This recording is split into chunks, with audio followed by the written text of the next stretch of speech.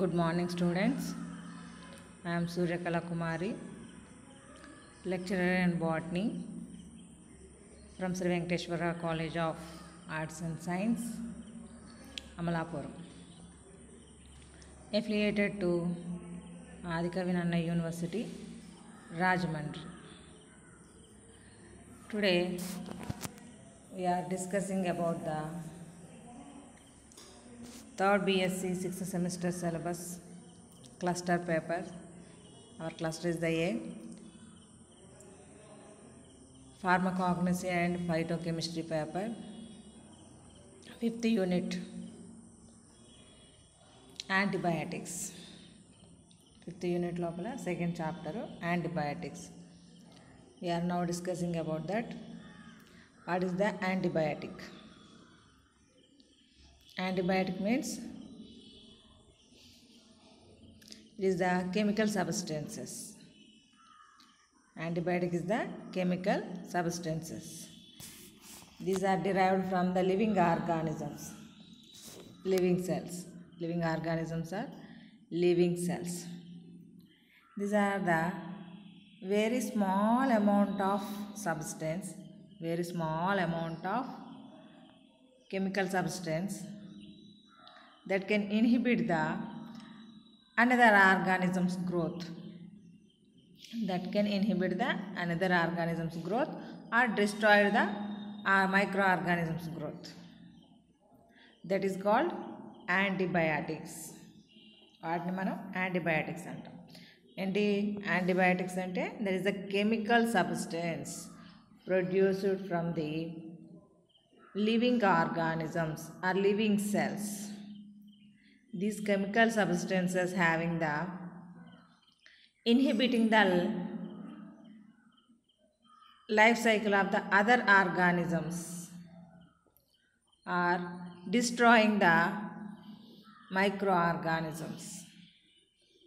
That substance is called antibiotics. The term antibiotic has been derived from the word antibiosis. Antibiotic అనేటటువంటి word ఎక్కడి నుంచి వచ్చిందంటే యాంటీబయాసిస్ అనేటటువంటి పదం నుంచి మనకి ఏర్పడడం జరిగిందనమాట. According to this concept, survival of the fittest. Survival of the fittest అంటే బాడీ యొక్క హెల్దీ కండిషన్, అంటే బాడీ ఫిట్గా ఉండడానికి, హెల్దీగా ఉండడానికి ఉపయోగపడేటటువంటి సబ్స్టెన్స్ అని చెప్పేసి మీనింగ్ వస్తుందన్నమాట.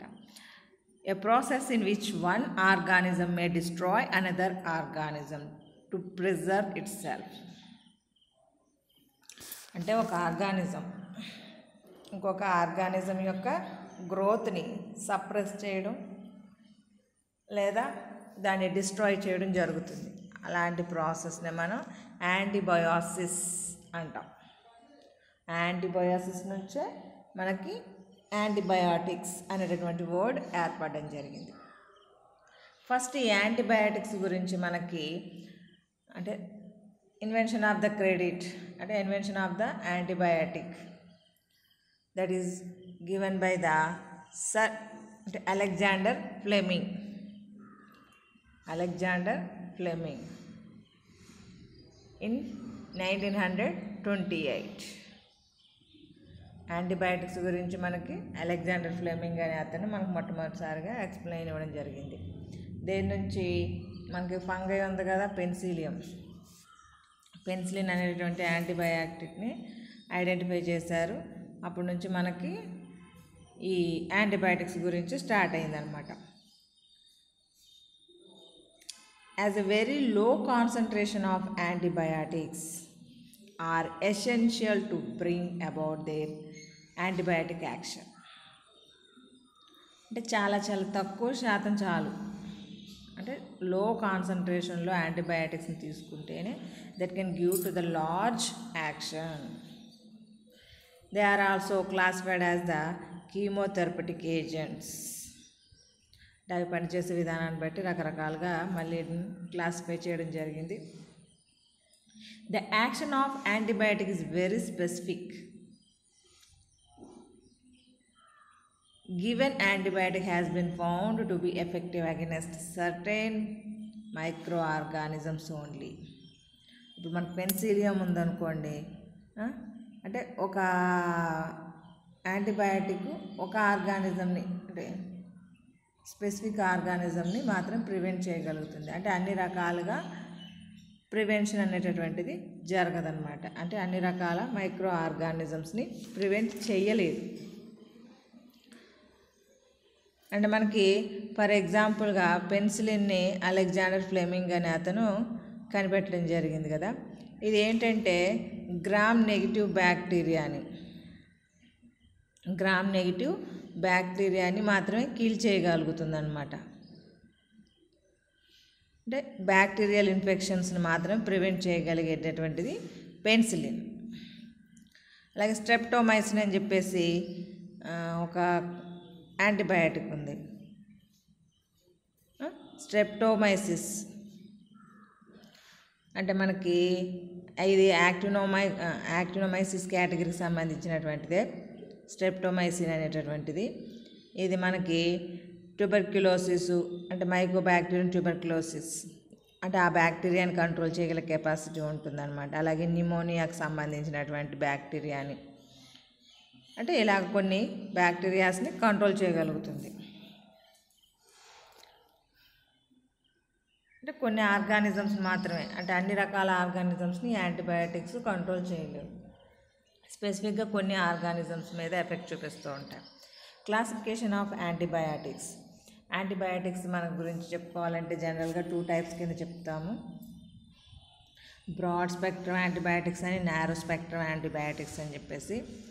The antibiotics have been classified in a number of different ways. The broad-based classification antibiotics divided into mainly 2 types: broad spectrum, narrow spectrum.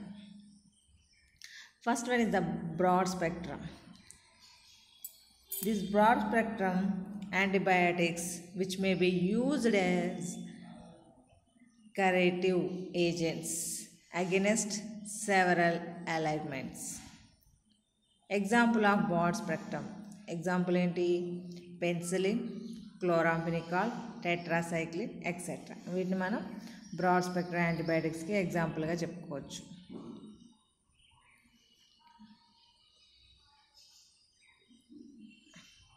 అంటే వీటికి బ్రాడ్ స్పెక్ట్రమ్ అంటే మోర్ దాన్ 1 ఆర్గానిజంని కిల్ చేయగల కెపాసిటీ వీటికి ఉంటుంది. అదే నారో స్పెక్ట్రమ్ అయితే that is the highly specific in their action. అది స్పెసిఫిక్గా ఉంటుంది, ఇది స్పెసిఫిక్గా ఉండదన్నమాట. అంటే ఎక్కువగా లిబరల్గా యూస్ చేసుకోవచ్చు.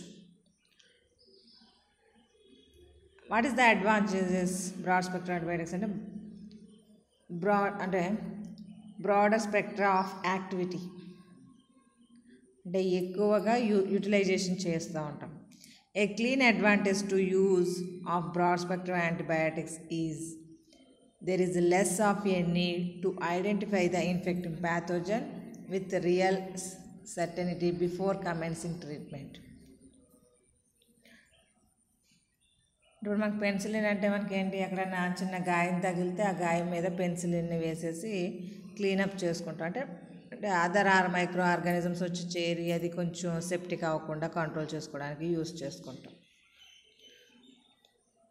వాట్ ఈస్ ద డిసడ్వాంటేజెస్ అంటే childrens who receive broad spectrum antibiotics during their first year of life are at increased risk of developing childhood asthma. అంటే ఆస్తమా డెవలప్ అవడానికి చిల్డ్రన్స్ లోపల చాయిస్ ఎక్కువగా ఉందన్నమాట. Broad spectrum antibiotics may gives rise to drug resistant పవర్ని కలిగి ఉంటుంది.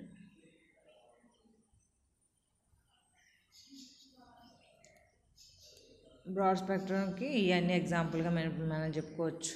Amoxicillin, levofloxacin, gatifloxacin, streptomycin, tetracycline, chloramphenicol ఇవన్నీ కూడా బ్రాడ్ స్పెక్ట్రమ్కి.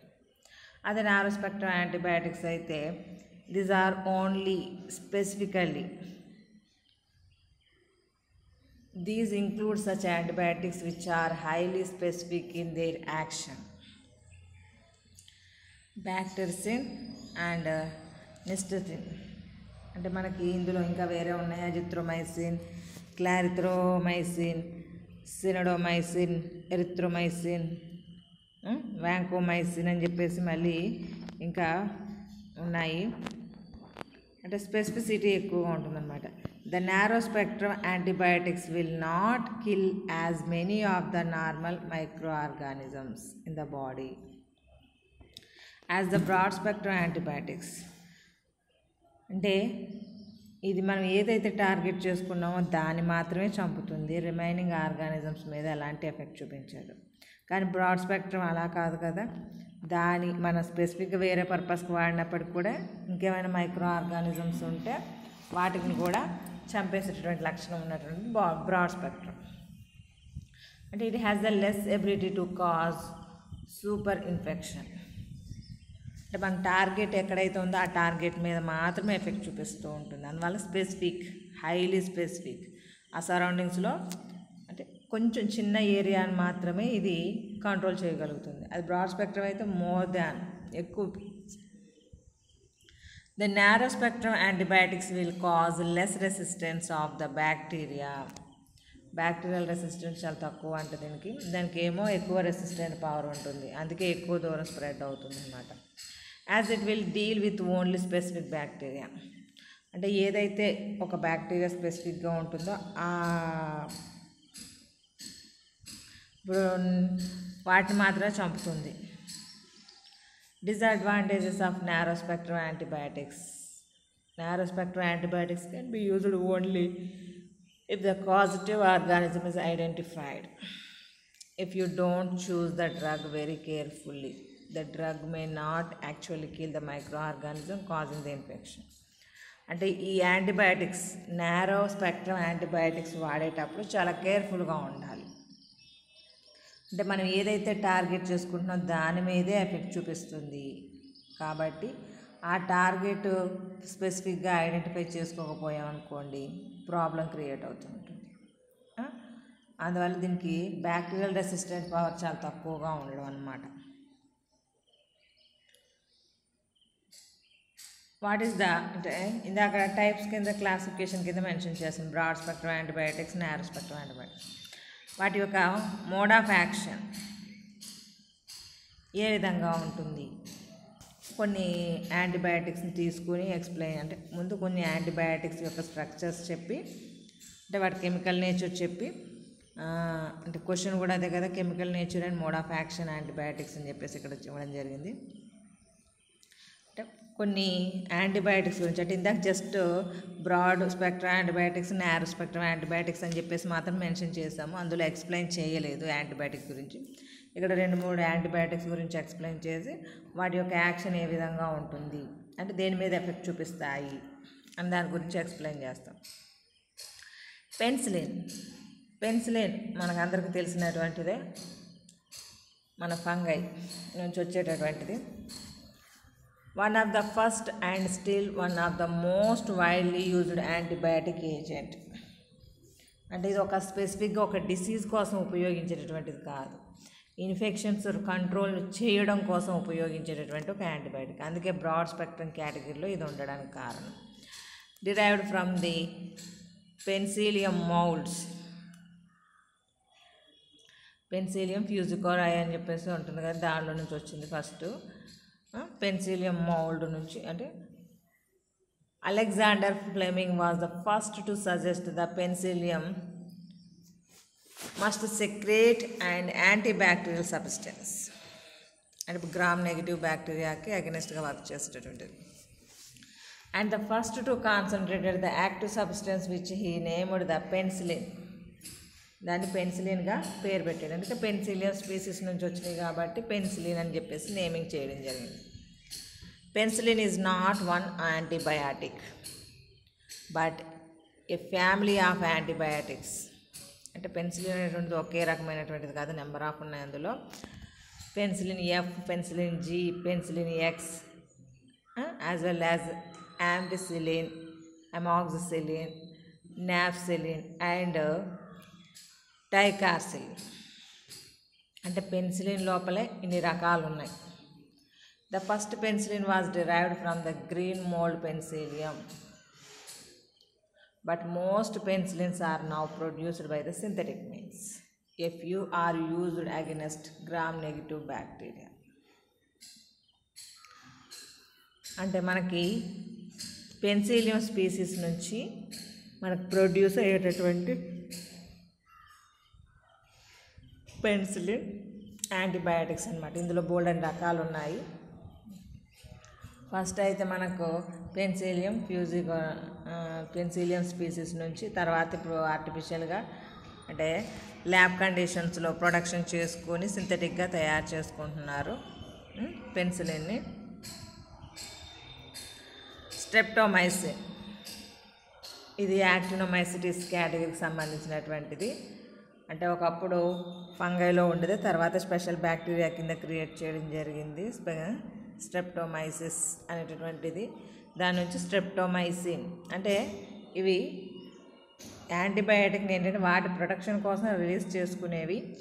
అందులో ఉన్నటువంటి యాక్టివిటీ మనం తెలుసుకుని మనం హెల్త్ పర్పస్కి యూస్ చేసుకుంటున్నాం. Streptomycin is an antibiotic first isolated from the streptomyces griseus అనేటటువంటి దాని నుంచి షార్జన్ అతను ఐడెంటిఫై చేయడం జరిగింది, ఐసోలేట్ చేయడం జరిగింది. తర్వాత బూగి అండ్ వాక్మెన్ వీళ్ళందరూ కూడా దీని మీద ప్రయోగాలు చేశారనమాట, స్ట్రెప్టోమైసిన్ యొక్క యాంటీబయాటిక్ మీద. It is the active against certain gram negative and gram negative organisms including acid fast bacteria. అంటే గ్రామ్ నెగిటివ్ బ్యాక్టీరియా మీద ఎక్కువగా పనిచేస్తుంది. గ్రామ్ నెగిటివ్ బ్యాక్టీరియాలో కూడా యాసిడ్ ఫాస్ట్ వచ్చేటటువంటి బ్యాక్టీరియా ఉంటాయి కదా, వాటి మీద ఎక్కువ ప్రభావం చూపిస్తుంది అన్నమాట. Streptomycin was the first antibiotic of practical significance to be isolated from the class of organisms known as Actinomycositaceae. This antibiotic is very effective in the treatment of tuberculosis. Streptomycin ni tuberculosis అంటే క్షయవ్యాధికి సంబంధించి దాని మీద, అలాగే meningitis అంటే ఏదో తలనొప్పికి సంబంధించింది అనుకుంటా, meningitis. Pneumonia అంటే మనకి న్యూమోనియా అంటే ఈ లంగ్స్కి వచ్చేటటువంటిది, వీటి మీద అంటే వాటికి వచ్చే infections, pneumonia disease respiratory tract మీద వచ్చేటటువంటిది, వీటికి ట్రీట్మెంట్ చేయడం కోసం స్ట్రెప్టోమైసిన్ని యూజ్ చేయడం జరుగుతుంది. అంటే ఎన్ని రకాలుగా ఉపయోగపడుతుంది. ఇది కూడా బ్రాడ్ స్పెక్ట్రమ్ యాంటీబయాటిక్ మనకి, అంటే ఎక్కువగా యూజ్ చేసేటటువంటిది. అంటే ఒక ఆర్గానిజమ్స్నే కదా, నెంబర్ ఆఫ్ ఆర్గానిజమ్స్ని కిల్ చేస్తుంది కదా.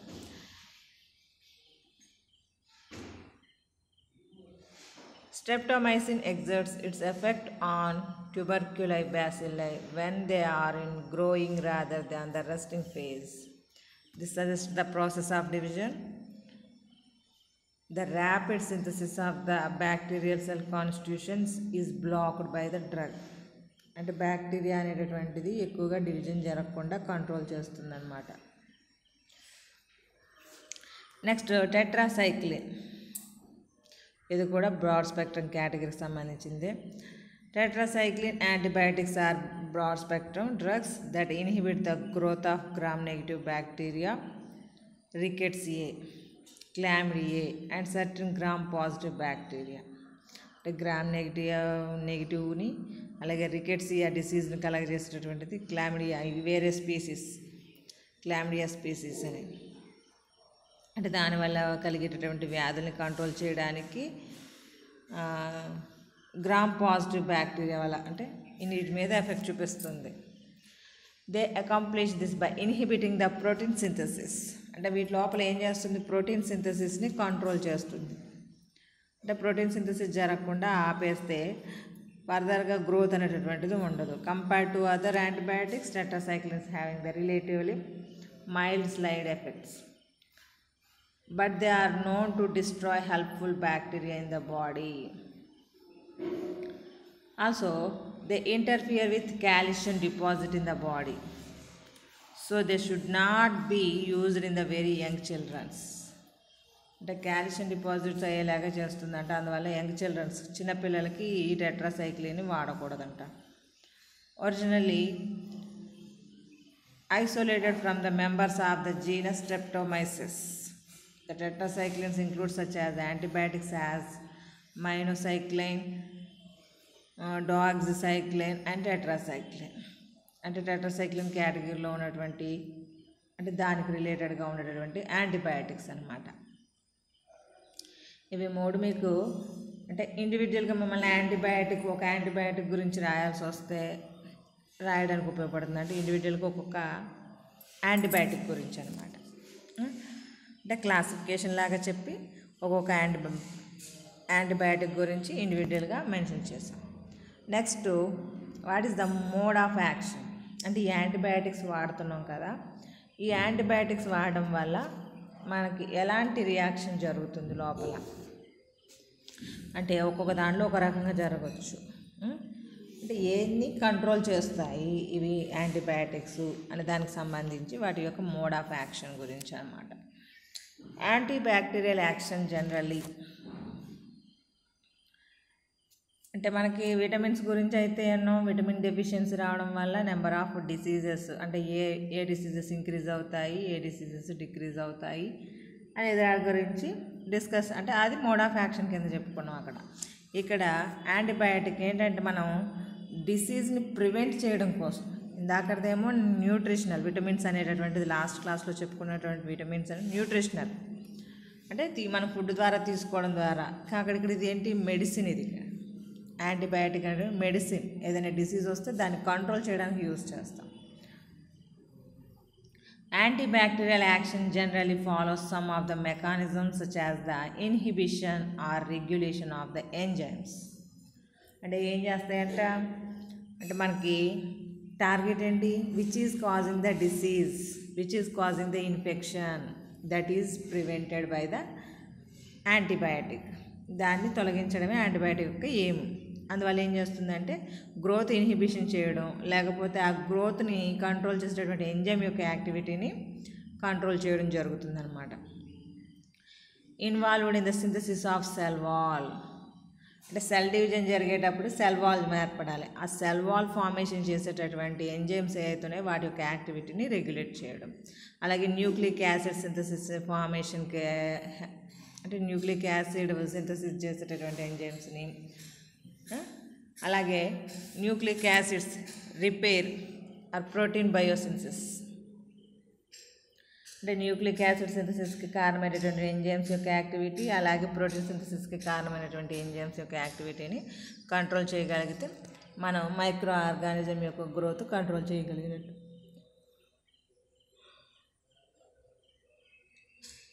Antibiotics target the cell functioning of rapidly dividing cells.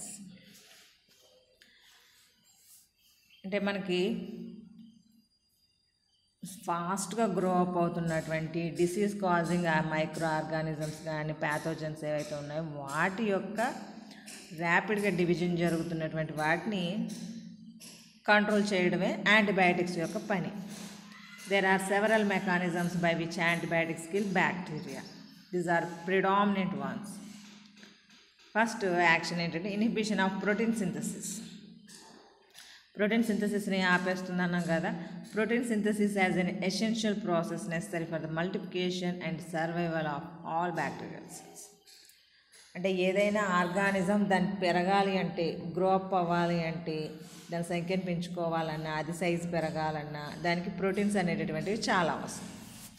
అలాంటి ప్రోటీన్స్ అనేటటువంటివి సింథసిస్ అవ్వకుండా అంటే ప్రొడ్యూస్ అవ్వకుండా ఈ antibiotics inhibit చేస్తాయన్నమాట.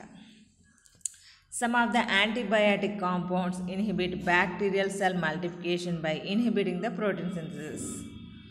Most of the antibiotics inhibit the formation of 30S initiation complex or altogether inhibits the formation of 70S ribosomes. By the 30S and 50S ribosome subunits or they inhibit assembling of amino acids into A polypeptide chain. అంటే మనకి protein సింథసిస్లో ఏం జరుగుతుంది, మనకి nucleus లోపల rRNA synthesis, అంటే మనకి mRNA rRNA synthesis జరుగుతాయి, అవునా. ఆర్ఆర్ఎన్ఏ ఎంఆర్ఎన్ఏ రెండు బయటకు వస్తాయి. అంటే ఎంఆర్ఎన్ఏ అనేది మేజర్, మనకి డిఎన్ఏలో ఉన్నటువంటి జెనెటిక్ ఇన్ఫర్మేషన్ ఎంఆర్ఎన్ఏ తీసుకుని వస్తుంది.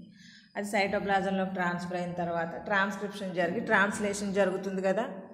ట్రాన్స్లేషన్ జరిగేటప్పుడు మనకి 3 RNAs కావాలి, టీఆర్ఎన్ఏ, ఆర్ఆర్ఎన్ఏ అండ్ ఎంఆర్ఎన్ఏ. ఈ 3 ఉండాలి. ఎంఆర్ఎన్ఏ అనేటటువంటిది థ్రెడ్ లాంటిది, సన్నగా పొడవుగా ఉంటుంది. టీఆర్ఎన్ఏ అనేటటువంటిది క్లోవర్ లీఫ్ స్ట్రక్చర్, ఫోల్డింగ్స్తో ఉంటుంది. అదే రైబోజోమ్స్ ఉంటాయి 30 years 50 years. అదే మనం బ్యాక్టీరియా అయి ఉంటే అంటే 70 years రైబోజోమ్స్ లోపల డివైడింగ్ ఉంటుంది. 30 years 50 years రైబోజోమ్స్ కింద డివైడ్ అవుతాయి. అంటే ఇక్కడ మనకి prevention of the micro organisms కదా. అదే 70 years కేటగిరీ బ్యాక్టీరియా అయి ఉంటే, అంటే బ్యాక్టీరియాలో 70 years టైప్ ఉంటుంది కదా. అదే 30 years 50 years అనేటటువంటి 2 సబ్ యూనిట్స్ ఉంటాయి. అప్పుడు మనకి first initiation of the protein synthesis అంటే ట్రాన్స్లేషన్ ప్రాసెస్ లోపల 30 years రైబోజోమ్ వచ్చి కూర్చుంటేనే initiate the process of the protein synthesis. అందువల్ల 30 years అనేటటువంటి రైబోజోమ్ని అసలు వచ్చి కూర్చోనివ్వకుండా ఇన్హిబిట్ చేస్తుంది అనమాట. అంటే ఏంటి, మనకి ఐడెంటిఫికేషన్ జరగకుండా ఆ 30 years రైబోజోమ్ వచ్చి కూర్చుంటే సింథసిస్ స్టార్ట్ అవుతుంది. అలాంటప్పుడు దాని 30 years ఇనిషియేషన్ కాంప్లెక్స్ ఫార్మేషన్ జరగకుండా అని ఇన్హిబిట్ చేస్తుంది అనమాట. ఎందుకంటే అది వచ్చి కూర్చుందంటే ఎమినో యాసిడ్స్ వచ్చేసి లైన్లో అరేంజ్ అయిపోతూ ఉంటాయి. అందువల్ల that can prevented the 30 years initiation complex, అంటే inhibits the formation of 30 years initiation complex. ఇలా ప్రివెంట్ చేసేటటువంటివి ఏంటంటే, for example antibiotics, doxycycline hyclate, erythromycin, hygromycin B, kanamycin disulfate salt and much more. అంటే ఎరిథ్రోమైసిన్, హైగ్రోమైసిన్, కెనామైసిన్ అనేటటువంటి ఈ antibiotics protein సింథసిస్ని ఎక్కువగా inhibit చేస్తాయి. మీకు గుర్తుండుంటే మనం ఎలెక్టివ్ పేపర్లో డిస్కస్ చేస్తాం. ఎలెక్టివ్ పేపర్ లోపల డిస్కస్ చేసేటప్పుడు ఎక్కడ మనం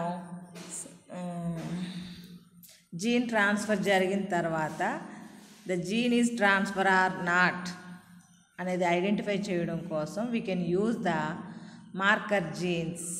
ఆ మార్కర్ జీన్స్గా ఈ యాంటీబయాటిక్స్ని యూజ్ చేస్తాం. మీకు గుర్తుందో లేదో కానీ. Inhibitors of cell membrane function. Inhibitors of cell membrane. Cell membrane అంటే బ్యాక్టీరియాలో అయితే సెల్ వాల్ ఉండి inside of the cell plasma membrane ఉంటుంది. అలాగే వేరే ఆర్గానిజమ్స్కి బ్యాక్టీరియా కాకుండా వేరే క్లమిడియా అలాంటివి అయితే ఆర్కి బ్యాక్టీరియా వాటికి సెల్ వాల్ ఉండదు కదా, సెల్ మెంబరిన్ మాత్రమే ఉంటుంది. అంటే cell membrane containing organisms. Important barriers that segregate and regulate the intra and extracellular flow of substances. A disruption of damage to this structure could result in leakage of important solutes essential for the cell survival. Because this structure is found in both eukaryotic and prokaryotic cells, the action of this class of antibiotics are often poorly selective and can often be toxic for systemic use in the mammalian host. ఇక్కడ ఏం చేస్తుంది, inhibitor of cell membrane function అంటారు. Cell membrane ఏం చేస్తుంది, transport of the selective molecules.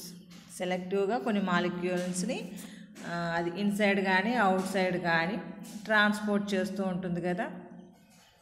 అలా transport చేసేటటువంటి ఆ సిస్టమ్ని కొలాప్స్ చేయడం అన్నమాట.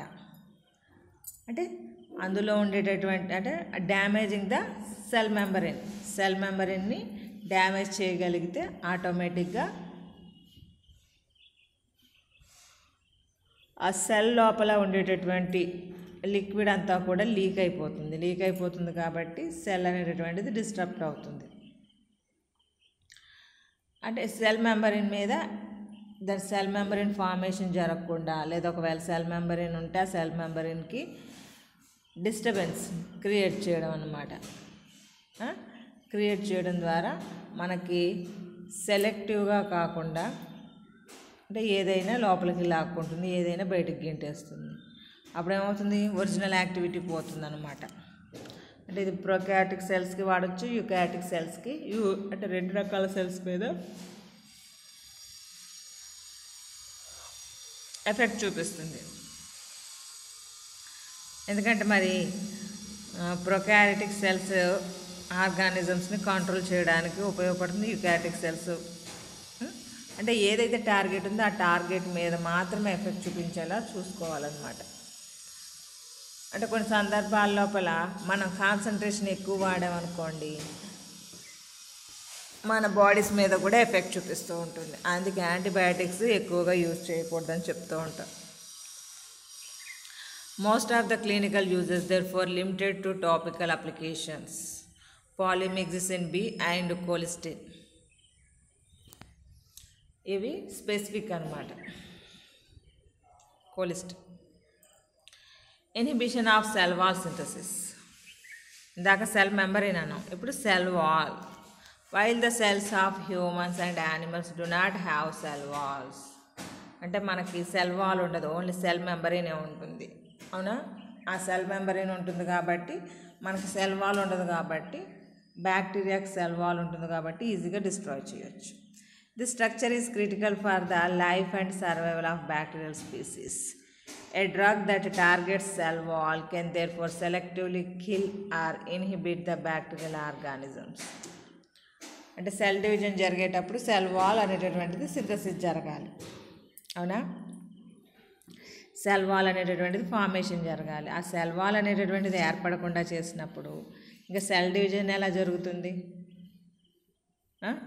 అందువలన వీ కెన్ ప్రివెంటెడ్ ద డిసీజ్ని ప్రివెంట్ చేయగలగచ్చు అనమాట. మనకి హ్యూమన్ బీయింగ్స్ సెల్ వాల్ ఉండదు కాబట్టి మనకి ఎలాంటి ప్రభావాన్ని చూపించదు హ్యూమన్ బీయింగ్స్ మీద యాంటీబయాటిక్. అదే ఇందాక చెప్పుకున్నటువంటి inhibitors of cell membrane function అన్నాం చూసారా, అవి మాత్రం హ్యూమన్ బీయింగ్స్ అంటే మనం వాడతాం కాబట్టి యాంటీబయాటిక్స్ మన మీద కూడా ఎఫెక్ట్ చూపిస్తూ ఉంటాయి. ఇది సెల్ వాల్ సింథసిస్ మీద ఎఫెక్ట్ చూపించినటువంటివి penicillin, cephalosporins, bacteriocin and vancomycins. ఇవి బ్యాసిట్రసిన్ అనేటటువంటిది స్పెసిఫిసిటీ చూపించినటువంటిది. పెన్సిలిన్ అనేది బ్రాడ్ స్పెక్ట్రమ్ అంటే నారో స్పెక్ట్రమ్, బ్రాడ్ స్పెక్ట్రమ్ చెప్తున్నాను. Next inhibition of nucleic acid synthesis. Nucleic యాసిడ్స్ని అంటే న్యూక్లిక్ యాసిడ్స్ ఏంటి? డిఎన్ఏ ఆర్ ఆర్ఎన్ఏ రెండూ ఉంటాయి కదా. అంటే హ్యూమన్ బీయింగ్స్లో డిఎన్ఏ ఆర్ఎన్ఏ రెండూ ఉంటాయి. అంటే ప్రతి ప్రోటీన్ సింథసిస్ జరగాలంటే ఆర్ఎన్ఏ ఎలాగో ఉంటుంది అనుకోండి. అంటే డిఎన్ఏ ఆర్ఎన్ఏ సింథసిస్ని కంట్రోల్ చేయగలగాలన్నమాట. డిఎన్ఏ ఆర్ఎన్ఏ సింథసిస్ని కంట్రోల్ చేయడం అంటే రిప్లికేషనే. అంటే డివిజన్ జరిగి కొత్త సెల్ ఫార్మేషన్ జరగడానికి డిఎన్ఏ రిప్లికేషన్ జరిగితే కొత్త సెల్ ఫార్మేషన్ జరగడానికి ఛాయిస్ ఉంటుంది. DNA and RNA are the keys to the replication of all living organisms, including bacteria. This category of antibacterial compounds interferes in the synthesis of nucleic acid of bacterial cells. For example, compounds phenols interfere with synthesis of DNA molecules by inhibiting the activity of enzyme. టోపోఐసోమరేజ్ అనేటటువంటి enzyme యొక్క యాక్టివిటీని stop చేస్తుందంటే ఆటోమేటిక్గా మనకి synthesis అనేటటువంటిది initiate అవ్వకుండానే control చేయబడుతుంది అనమాట. అంటే క్వినోల్స్ అంటే క్వినోనోల్స్ అనేటటువంటి కాంపౌండ్స్ వల్ల this enzyme is involved in the DNA replication. అంటే రిప్లికేషన్ జరిగేటప్పుడు మనకి ఇది అవసరం అవుతుంది. అంటే రిప్లికేషన్ని ప్రివెంట్ చేసేటటువంటి డిఎన్ఏ ఆర్ఎన్ఏ సింథసిస్ జరగకుండా అందులో టోపో ఐసోమెరేజ్ అనేటటువంటి ఎంజైమ్ యొక్క యాక్టివిటీని ఇన్హిబిట్ చేయడం ద్వారా ప్రాసెస్ ఆగిపోతుంది. అలాగే inhibitors of other metabolic process, ఇంకా నెంబర్ ఆఫ్ మెటబాలిక్ ప్రాసెస్ ఉంటాయి కదా, అంటే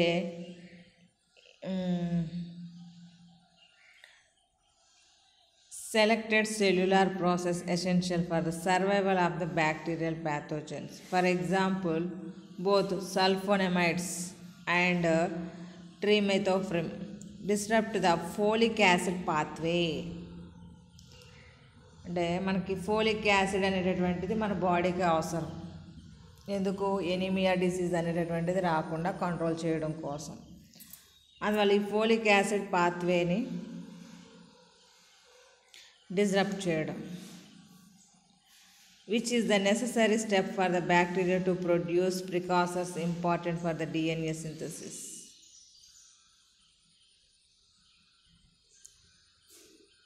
Sulfonamides target and bind to dihydropterate synthase.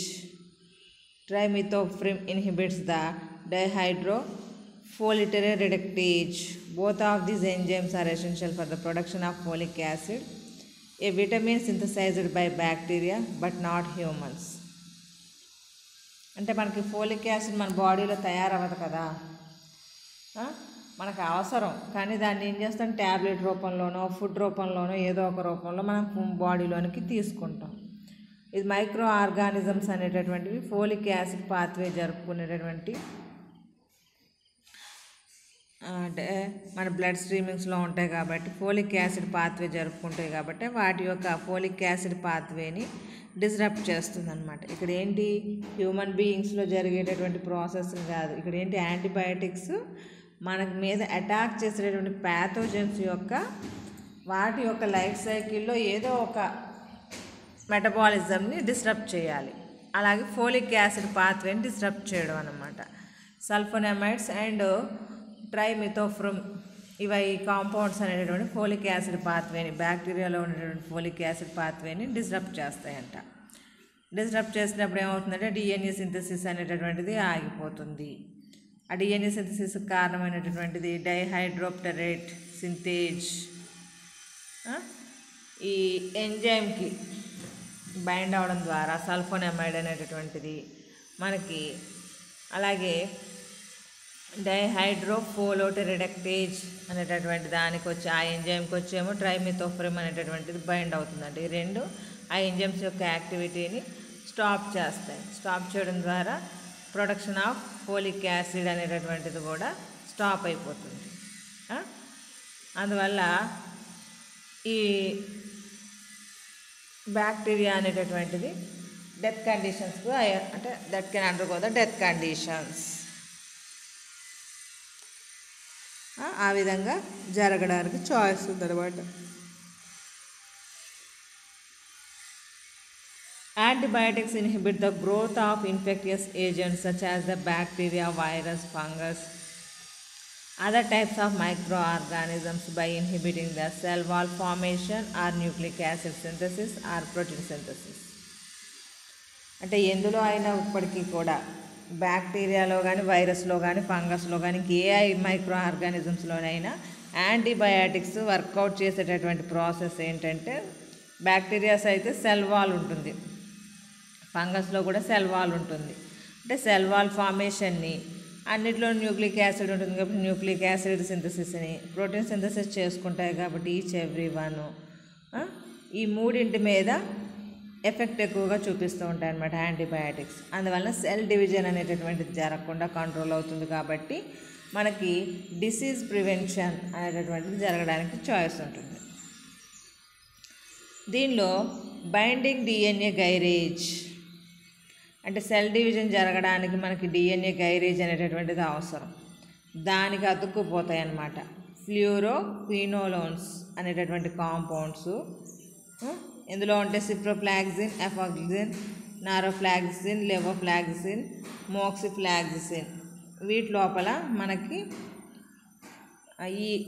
ఈ యాంటీబయాటిక్స్ తీసుకోవడం ద్వారా మనకి డిఎన్ఏ సింథసిస్ జరుపుకునేటటువంటి మైక్రో ఆర్గానిజమ్స్ అంటే బ్యాక్టీరియా ఉంటుంది కదా, ఆ బ్యాక్టీరియా లోపల రిప్లికేషన్ జరగాలంటే డిఎన్ఏ గైరేజ్ అనేటటువంటి ఎంజైమ్ యొక్క యాక్టివిటీ కావాలి. డిఎన్ఏ గైరేజ్ అండ్ హెలికేజ్ ఈ రెండు ఉపయోగపడతాయి. ఆ డిఎన్ఏ గైరేజ్ అనేటటువంటిది initiator of the replication process. అందువల్ల డిఎన్ఏ గైరేజ్ ఎంజైమ్కి ఈ యాంటీబయాటిక్ కాంపౌండ్స్ ఫ్లూరోక్వినోలోన్స్ అనేటటువంటి వెళ్ళి బైండ్ అయిపోతాయి. బైండ్ అయిపోవడం ద్వారా ఆ గైరేజ్ అనే ఎంజైమ్ యొక్క యాక్టివిటీ స్టాప్ అయిపోతుంది. అందువల్ల ఏమవుతుంది, a bacterial enzyme that is involved in the quaternary folding of double standard DNA. అంటే మన డిఎన్ఏ యొక్క ఫోల్డింగ్స్ అనేటటువంటివి ఓపెన్ అప్ అవ్వవు, మనకి డిఎన్ఏ రిప్లికేషన్ జరగదు, ఫైనల్గా డిసీజ్ అనేటటువంటిది స్ప్రెడ్ అవ్వదు. That can suppressed that. అలాగే alternations in membranes, gram negative outer membranes containing the porins అంటే పోరిన్ ఛానల్స్ ఉంటాయి కదా మెంబ్రెయిన్ లోపల పోరిన్ ఛానల్స్ ఉంటాయి. అంటే ట్రాన్స్పోర్ట్కి ఉపయోగపడేటటువంటివి ప్రోటీన్తో తయారైనటువంటి పోరిన్ channels that facilitated the transmembrane passage of substances in and out of the cell. Most antibiotics gain access to the inside of the bacteria in this way. Alternations in porine structures and number can decrease activity of a wide variety of antibiotics. మరి ఆ మెంబ్రెయిన్లోనికి ఎలా వెళ్తుంది మనకి అంటే porin channels ద్వారానే మన antibiotic అనేటటువంటిది బ్యాక్టీరియాలోనికి reach అవ్వడం ద్వారా అంటే వాటి యొక్క స్ట్రక్చర్స్ని వాటి యొక్క యాక్టివిటీని డిక్రీజ్ చేయగలుగుతుంది అన్నమాట.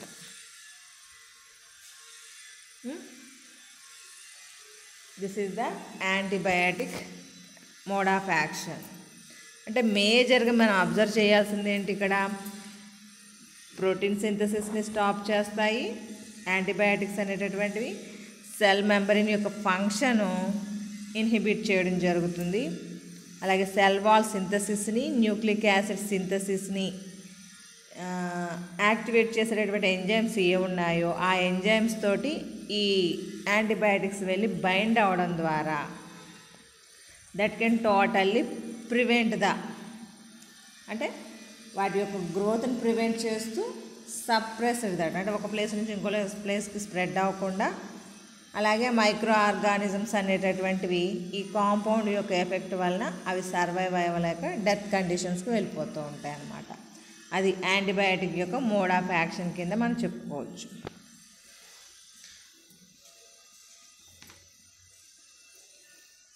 This is the what is the antibiotics and types of antibiotics. Types of అంటే బ్రాడ్ స్పెక్ట్రమ్, నారో స్పెక్ట్రమ్ అని చెప్పేసి చెప్తాం.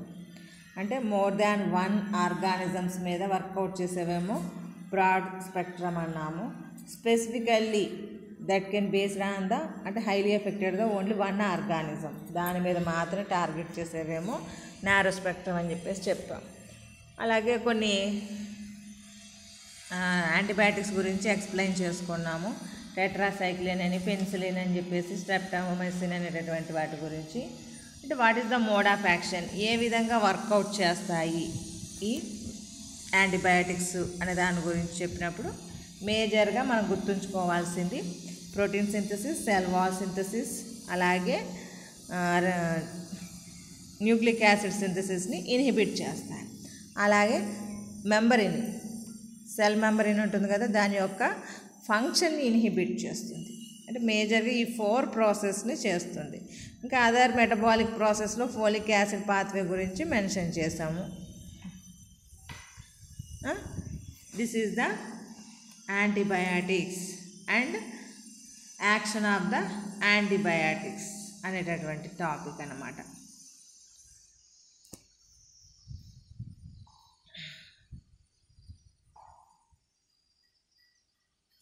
ఎగ్జామినేషన్లో ఇప్పుడు వరకు అయితే చాలా తక్కువగా అడిగారు ఈ 3 ఇయర్స్లో కూడానే, బట్ చాయిస్ ఉంది. ఎక్కువగా విటమిన్స్ అడుగుతున్నారు ఈ చాప్టర్ నుంచి. అంటే విటమిన్స్ యాంటీబయాటిక్స్ ఒకే చాప్టర్లో ఉంది, ఎక్కువగా 2 టైమ్స్ విటమిన్స్నే అడిగారు. అందువల్ల అంటే మేబీ చాయిస్ ఇప్పటికి అడగడానికి చాయిస్ ఉన్నటువంటి క్వశ్చన్ కాబట్టి దిస్ ఈజ్ ద యాంటీబయాటిక్స్.